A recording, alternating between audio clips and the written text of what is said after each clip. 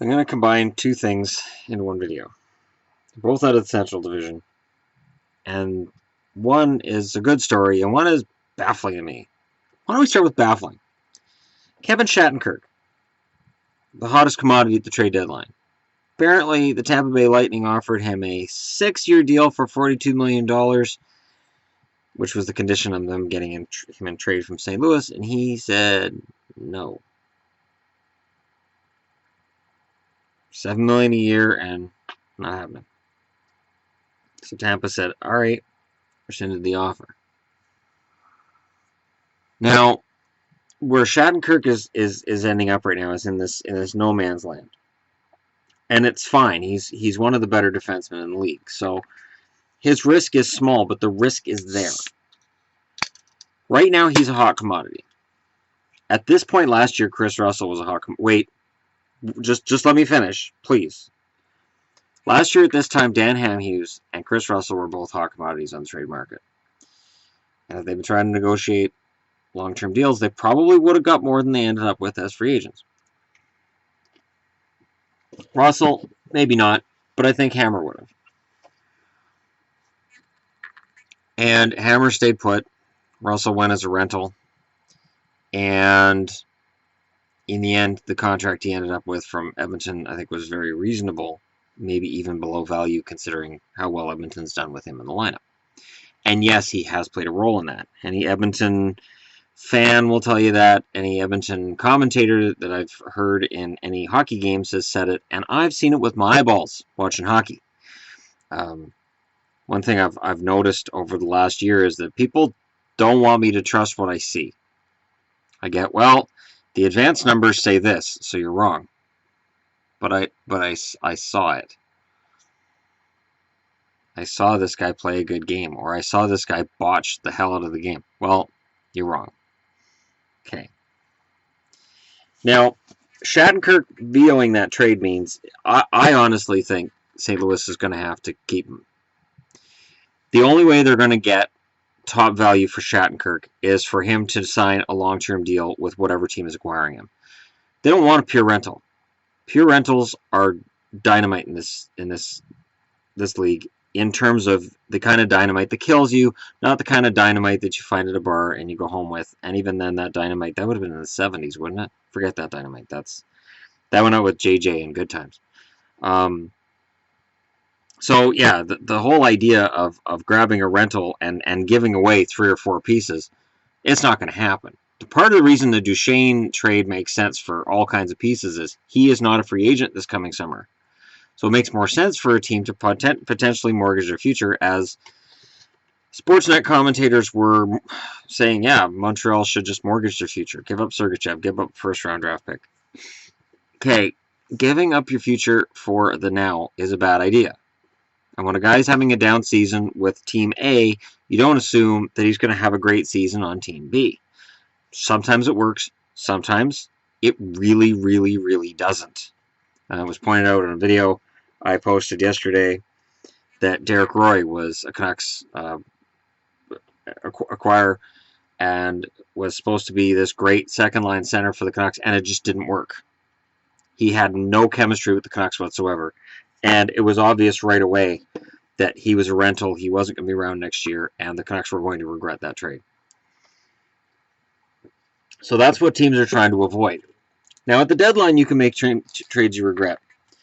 And there's a team that made a trade that they're regretting badly. They're still regretting it, even though the current GM was not responsible. There's a guy named George McPhee. And when people talk to me about how George McPhee is a really good GM for Vegas, and he's going to make Vegas credible, and he was part of the Capitals ascending to the heights of the league that they got to. Yeah, Ovechkin played a large role in that. Having Alex Ovechkin made it easier to sell the Washington franchise to free agents, and in general, their drafting was pretty good. There was a kid they drafted named Philip Forsberg, and they decided to give him up because they wanted an experienced scoring depth player now. And they decided Martin Erat was the guy. Erat was having a down season in Nashville, but he had put up the totals before, and the idea seemed sound at the time. We're trading a guy who hasn't quite broken into our ranks yet.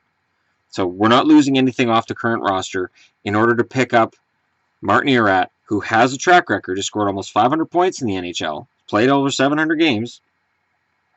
His point totals have been good, and he's a little slower than he was, but he's still capable of generating offense. That trade is now widely regarded as one of the worst in history. Now, I will give you this. It was regarded as one of the worst when it was made by people who knew what Forsberg was going to become.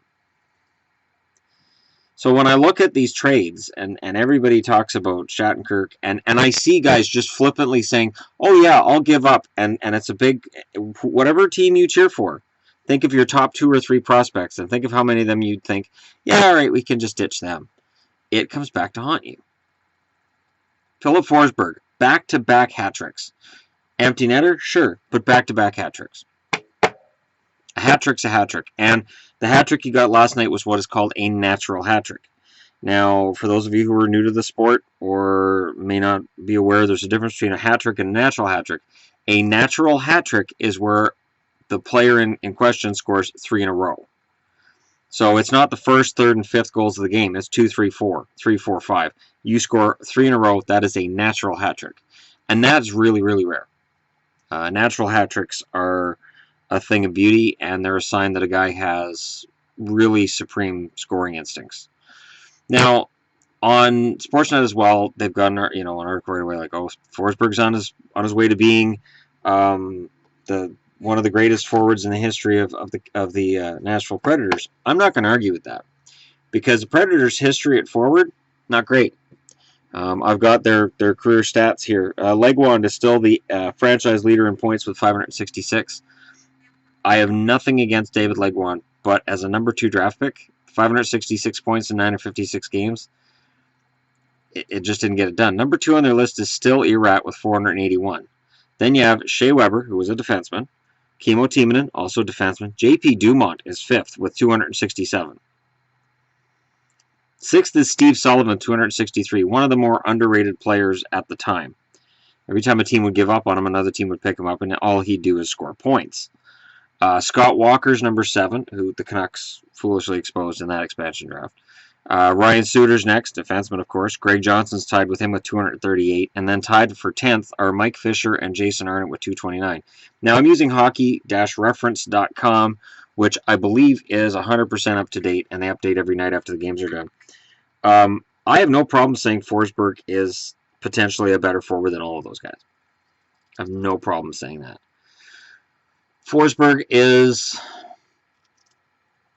he has the potential to be dynamic, and that's why I took some flack for my statements about Johansson, and I'm not a big fan of Ryan Johansson, and I'm not a fan of Ryan Johansson.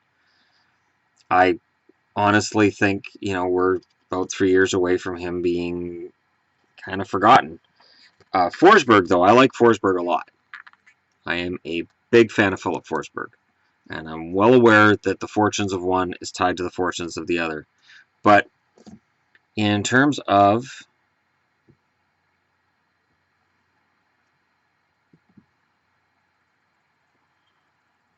I don't want the whole NHL leaders. Or do I?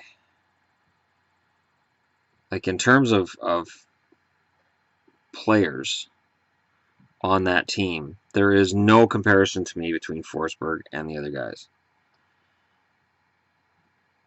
Just get to it here. Regular season scoring. Yeah, Johansson's still number 1 with 43 points in 60 games. 9 goals now, so he's got 9. Forsberg, though, 22 goals, 20 assists, 42 points in 60 games. He's full on committed to whatever this team is on right now in terms of its run. And Arvidsson, 41 points, 58 games. I love Arvidsson's game, too. Those are my 2 favorite forwards playing for Nashville. And I make no apologies for that. James Neal has 18 goals. Mike Fisher with 34 points in 56 games. I think he's kind of rediscovered his game a little bit this year. His numbers were pretty scary last year in terms of it looked like he was right off that cliff. Let me find it here. Yeah, last year he had 23 points in 70 games. So this year he's already got 34 and 56. So he's already got more points than he had all of last season.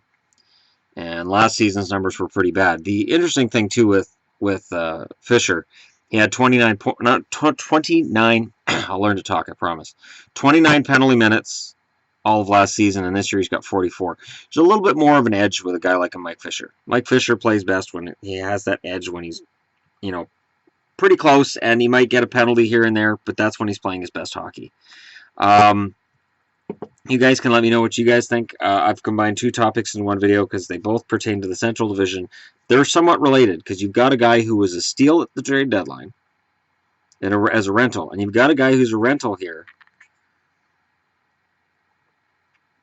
The difference is Forsberg was a steal for the team that wasn't getting the rental. And it was a gamble at the time. It wasn't considered a disaster. So the question becomes, how many teams are willing right now to give up the future Philip Forsberg to pick up the next Martin Erat? It's going to happen. It's going to happen. I'm not saying it's going to happen for Shattenkirk, but here's the thing. If you're giving up a lot of pieces to get Shattenkirk, and he's only a rental, and your team doesn't win the Stanley Cup, by September, you're complaining about lack of prospects in your organization, or what that prospect or two prospects you gave up are doing for another organization, and the fact you do not have Kevin Shattenkirk, somebody else got him for free on July 1st. Well, all they had to do was pay a lot of money, because if $7 million a year won't get it done, he's probably going to end up in about the $8 million range, or he's going to sit for a while before he accepts $7 million. Either way, if you get him as a rental, you either win the Stanley Cup, get to the Stanley Cup final, or anything less than that, you have to consider kind of a bust. The exceptions would be teams like Florida, Columbus, any team that hasn't had big playoff success until now would love a run to the conference final. But anything less than conference final, even for those teams, would be considered a bust. And then you've given up some major parts of your future. So let me know what you guys think in the comments below. It's that crazy time of year where there's a lot going on in hockey. Make sure you guys subscribe here if you haven't. I try to collect up from as many sources as I can to put everything into perspective. And thank you for watching. I will talk to you all again soon.